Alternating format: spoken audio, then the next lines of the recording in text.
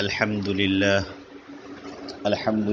رب العالمين والصلاة والسلام على رسوله الكريم وعلى آله وأصحابه أجمعين أما بعد قد قال الله تعالى في كلامه المجيد والفرقان الحميد فأعوذ بالله من الشيطان الرجيم بسم الله الرحمن الرحيم اقرأ باسم ربك الذي خلق الإنسان من علق اقرأ وربك الأكرم الذي علم بالقلم علم الإنسان ما لم يعلم وقال علي رضي الله عنه تعلموا النحو كما تعلمون السنن والفرائض او كما قال رضی اللہ عنہ۔ عزیز طلباء کرام، اللہ رب العزت کا ہم سب پر انتہائی عظیم احسان ہے کہ اللہ تعالیٰ نے ہم کو انسان یعنی اشرف المخلوقات بنایا اور بے شمار اللہ تعالیٰ نے نعمتوں سے ہم کو نوازا ہے، بے شمار نعمتیں اللہ نے عطا کی ہیں جس کو ہم شمار نہیں کر سکتے۔ وَإِن تَعُدُّوا نِعْمَةَ اللَّهِ لَا تُحْصُوهَا، کہ اگر تم اللہ کی نعمتوں کو گننا چاہو، شمار کرنا چاہو تو گن نہیں سکتے۔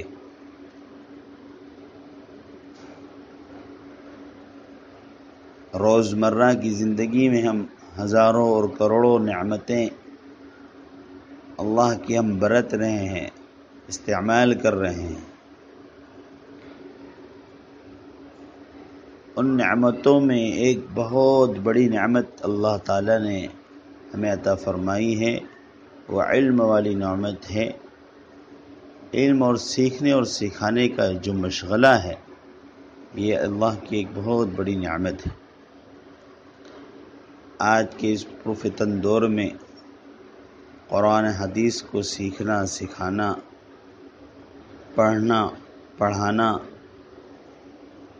یہ بہت ہی اہم اور بہت ہی اعلیٰ کام ہے، اس لیے کہ علم ایک بہت بڑی دولت ہے، ایک بہت بڑا سرمایہ ہے۔ خود اللہ رب العزت نے اس کے سکھانے کی نسبت اپنی طرف فرمائی ہے، جیسے کہ قرآن کریم کی آیت ہم نے آپ کے سامنے تلاوت کی، علم الانسان ما لم يعلم۔ ایک دوسری جگہ سورہ الرحمن میں ہے الرحمن علم القرآن، ایک مقام پر فرمایا وعلمک ما لم تکن تعلم، اور ایک جگہ تو اللہ رب العزت نے عالم اور غیر عالم، صاحب علم اور بے علم انسان کے درمیان فرق کو بیان کرنے کے لیے استفہام انکاری کے طور پر ارشاد فرمایا قل هل يستوي الذين يعلمون والذين لا يعلمون، کیا جاننے والے اور نہ جاننے والے دونوں برابر ہو سکتے ہیں؟ ہرگز برابر نہیں ہو سکتے۔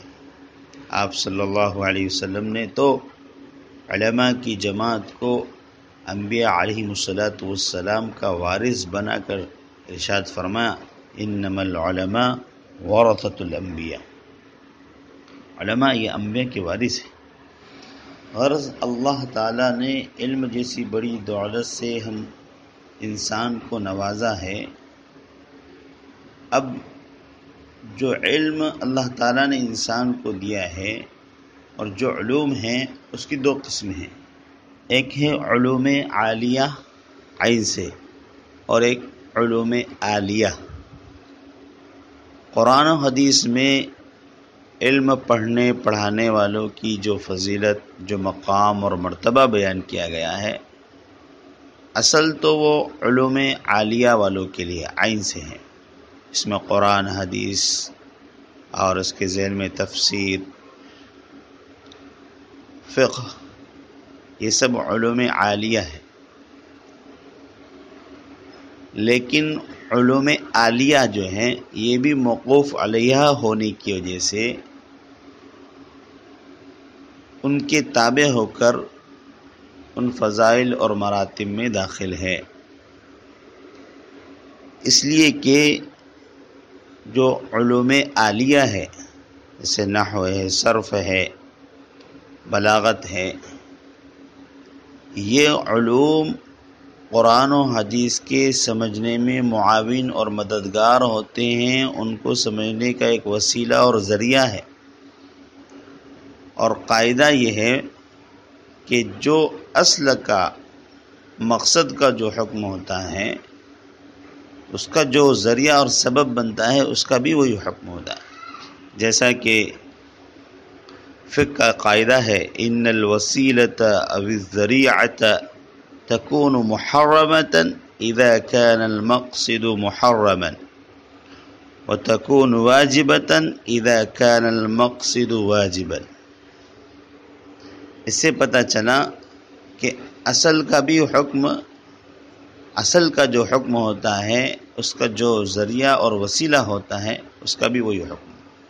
تو قرآن اور حدیث پڑھنے کے جو فضائل اور جو مراتب احادیث میں اور نصوص میں وارد ہوئے ہیں، اب ان کو سمجھنے کے لیے، ان تک پہنچنے کے لیے جو ذریعہ اور سبب بنتے ہیں ان کا بھی وہی مقصود ہوتا ہے۔ اب ان علوم عالیہ میں سے خاص طور سے صرف اور نحو، علوم عربیہ اور خصوصاً قرآن و حدیث کو سمجھنے کے لیے صرف اور نحو بنیاد اور ریڑھ کی ہڈی کی حیثیت رکھتے ہیں۔ اسی لیے تو کہا گیا الصرف ام العلوم والنحو ابوہا، کہ علم صرف یہ تمام علوم کی ماں ہے، اور علم نحو یہ تمام علوم کا باپ ہے۔ کیا مطلب ماں اور باپ ہونے کا؟ یعنی جو خدمت اور اعزاز و اکرام ماں باپ کا ہوتا ہے، علوم عربیہ میں صرف اور نحو اسی اعزاز اور اکرام کے مستحق ہے۔ اس لیے کہ اگر نحو میں کمزوری ہو تو باقی علوم پڑھنے میں لطف نہیں آتا، پھیکے پھیکے محسوس ہوتے ہیں، جیسے کھانا بغیر نمک کے۔ اسی لیے تو مقولہ مشہور ہے النحو فی الکلام کالملح فی الطعام۔ اور واضح بات یہ ہے، بلکہ خلاصہ کلام یہ ہے کہ بنیاد اگر کمزور ہو تو عمارت بھی کمزور و ناقص ہوتی ہے۔ تو نحو و صرف یہ علوم عالیہ کے لیے بنیاد کی حیثیت رکھتے ہیں، اگر یہ کمزور ہوئی تو اس کے اوپر جو تعمیر ہونے والی عمارت ہے علوم عالیہ کو سمجھنے کے لیے وہ بھی ناقص اور کمزور ہوگی۔ لہذا بنیاد کو مضبوط اور مستحکم کرنے کے لیے نحو اور صرف میں مہارت ضروری ہے، اور ان دونوں میں بھی نحو کا مقام اور مرتبہ زیادہ بڑا ہوا ہے، یہاں تک کہ صاحب مفتاح فرماتے ہیں کہ علم نحو کا حاصل کرنا فرض کفایہ ہے۔ اور جیسے کہ میں نے کہا خطبے کے اندر حضرت علی رضی اللہ عنہ کا قول، اور بعض لوگوں نے اس کی نسبت حضرت عمر رضی اللہ عنہ کی طرف کی ہے، تعلموا النحو کما تعلمون السنن والفرائض، کہ علم نحو سیکھو جیسا کہ تم سنن اور فرائض سیکھتے ہو۔ تو جیسے سنتیں اور فرائض ہم سیکھ رہے ہیں ایسے ہی علم نحو سیکھنے کی تلقین فرمائے گی۔ حضرت ابو ایوب سجستانی فرماتے ہیں تعلموا النحو فإنه جمال للوضيع وتركه حجنة للشریف، کہ علم نحو سیکھو اس لیے کہ یہ گھٹیا انسان کے لیے بھی باعث جمال ہے، اور اگر شریف انسان ہے لیکن اگر وہ اس کو چھوڑ دیتا ہے تو یہ اس کے لیے عیب کی بات ہے۔ اور نحو کے بارے میں امام کسائی فرماتے ہیں، جو نحو کے امام بھی ہے، انما النحو قیاس یتبع وبہ کل علم ینتفع، کہ علم نحو یہ معیار ہے، یہ اتباع کے قابل ہے، اور اس علم ہی کے ذریعے سے دوسرے علوم میں نفع اٹھایا جا سکتا ہے۔ بہرحال علم نحو ایک بہت ہی اہم اور بنیادی علم میں سے ہے، اسی لیے جو ہے ہمارے مدارس کے اندر درس نظامی میں ایک لمبا عرصہ 4-5 سال تک جو ہے نحو پڑھی اور پڑھائی جاتی ہے، جیسا کہ آپ نے بھی عربی اول کے اندر قواعد نحو پڑھی ہے، اور عربی دوم میں اب گزشتہ سال ہدایت النحو پڑھ کر آئے ہیں، اور اب الحمدللہ آپ قافیہ پڑھنے جا رہے ہیں۔ آئندہ سال بھی آپ کے عربی چہروم کے اندر بھی نحو کی کتاب شرح ابن عقیل ہے، ہمارے یہاں داخل درس ہے، داخل نصاب ہے۔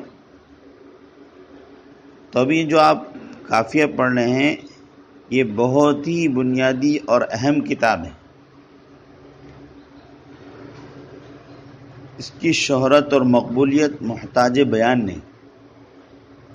یہ علامہ ابن حاجب کی نہایت ہی اہم اور بے نظیر تصنیف ہے، جو صدیوں سے ہمارے مدارس اسلامیہ کے نصاب میں داخل ہے اور بڑی اہمیت سے پڑھی اور پڑھائی جاتی ہے۔ اس کی اہمیت اور مقبولیت کا کچھ اندازہ اس سے لگایا جا سکتا ہے کہ کسی کہنے والے نے یہاں تک کہہ دیا، قافیہ کافیست باقی درد سر، یعنی قافیہ پڑھ لیں یہ کافی ہے، اور جتنی چیزیں ہیں باقی سب درد سر ہیں۔ خیر بہرحال تو ہم باقاعدہ کتاب کا آغاز کرنے سے پہلے، کتاب کو شروع کرنے سے پہلے جن چیزوں کی ضرورت ہوتی ہے، جن چیزوں کا جاننا ضروری ہوتا ہے،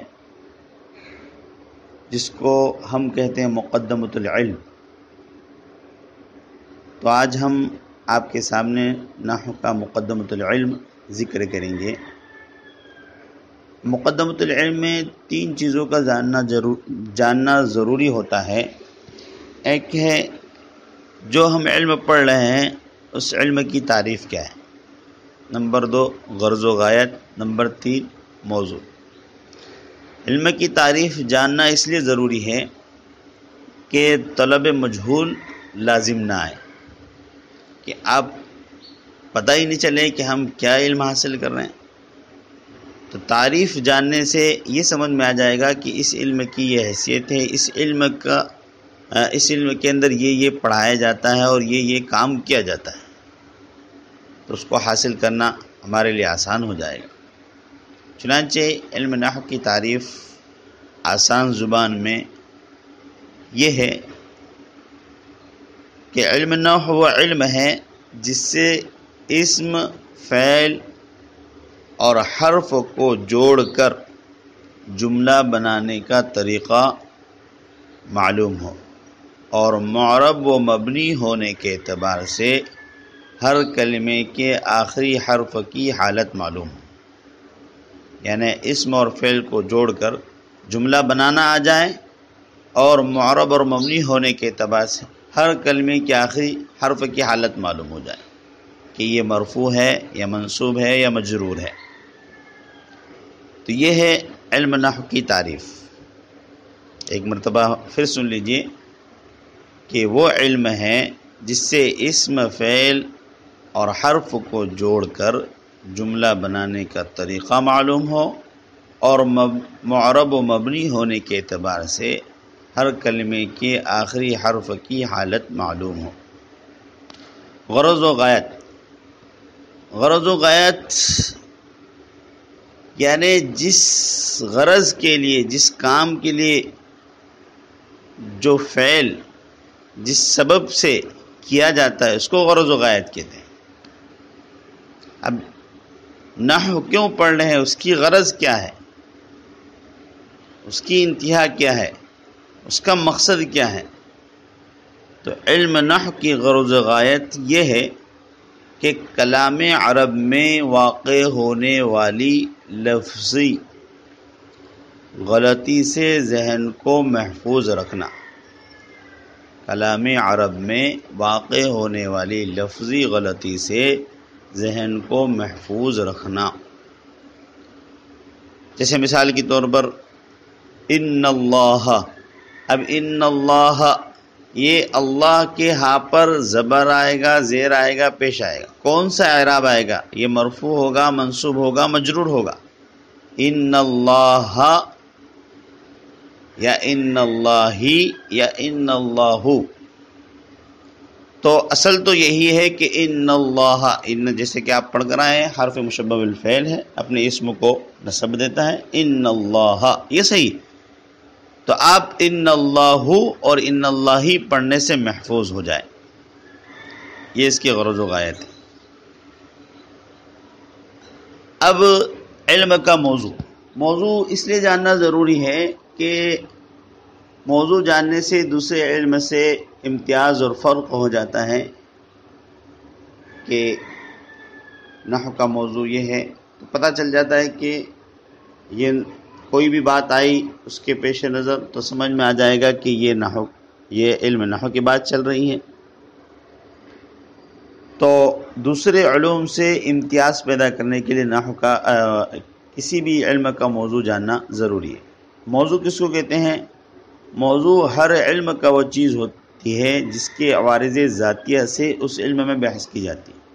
جیسا کہ ڈاکٹری اور طب کا موضوع جو ہے انسانی بدن ہے، تو اب پوری ڈاکٹری لائن کے اندر انسان ہی کے اعضاء اور انسان ہی کے جسم سے متعلق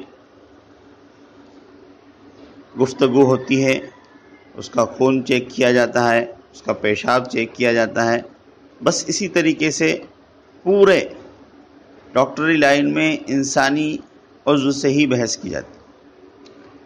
تو علم نحو کا موضوع کیا ہے؟ علم نحو کا موضوع جس میں علم نحو سے بحث کی جاتی ہے، تو علم نحو کا موضوع کلمہ اور کلام ہے، اس لیے کہ علم نحو میں کلمہ اور کلام کی عوارض ذاتیہ سے یعنی اس کے معرب اور مبنی ہونے کے اعتبار سے بحث کی جاتی ہے۔ تو یہ مقدمۃ العلم ہے، یہ تین چیزیں کسی بھی علم کو شروع کرنے سے پہلے ان کا جاننا ضروری ہے۔ اگر دو چیزیں اور جان لی جائیں تو اور بھی اچھی بات ہے۔ ایک ہے مدون کا تعارف اور مصنف کا تعارف۔ مدون یعنی سب سے پہلے اس علم کو کس نے وضع کیا، واضح علم جس کو کہا جاتا ہے، کس نے سب سے پہلے اس علم کو مرتب کیا۔ تو اس کے بارے میں دو تین قول ذکر کیے گئے ہیں۔ ایک تو یہی ہے کہ علم نحو کا موضوع مدون حضرت علی رضی اللہ عنہ کہ حضرت علی رضی اللہ عنہ کے حکم سے حضرت ابو الاسد دؤلی نے مدون کیا۔ اور ایک روایت یہ ہے کہ حضرت عمر فاروق رضی اللہ عنہ کے دور خلافت میں علم نحو کی تدوین کا آغاز ہو چکا تھا۔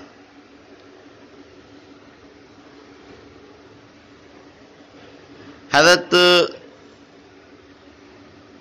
علی رضی اللہ عنہ کے زمانے میں ایک مرتبہ جو ہے ایک اعرابی نے کہا کہ مجھے قرآن پڑھ کر سناؤ۔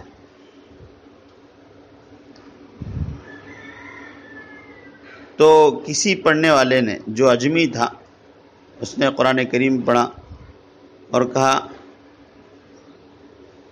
ان اللہ بریء من المشرکین ورسولہ۔ قرآن کریم میں تو یہ ہے، لیکن اس نے پڑھا ان اللہ بریء من المشرکین ورسولہ، امام ابو الاسد دؤلی نے جب یہ سنا تو کہا کہ یہ تو کفر ہے۔ چنانچہ حضرت امام ابو الاسد دؤلی بہت ناراض ہوئے اور حضرت علی رضی اللہ عنہ کی خدمت میں حاضر ہو کر عرض کیا کہ میں کچھ عربی قواعد متعین کرنا چاہتا ہوں اور کچھ قوانین لکھنا چاہتا ہوں تاکہ عربی زبان میں غلطی سے محفوظ ہو جائے۔ تو یہ 3 قول ذکر کیے گئے۔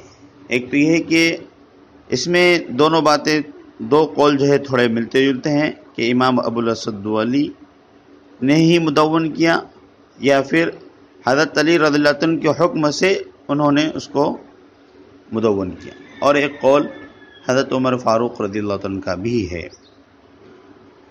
بہرحال یہ بنیادی باتیں آج ہمارے سامنے آ گئی ہے۔ آج ہم اپنا درس انہی چیزوں پر ختم کرتے ہیں۔ اللہ تعالی ہم سب کو علم نافع سے مالا مال فرمائے۔ صلی اللہ تعالی علی خیر خلق محمد وعلی آلہ وصحبہ اجمعین۔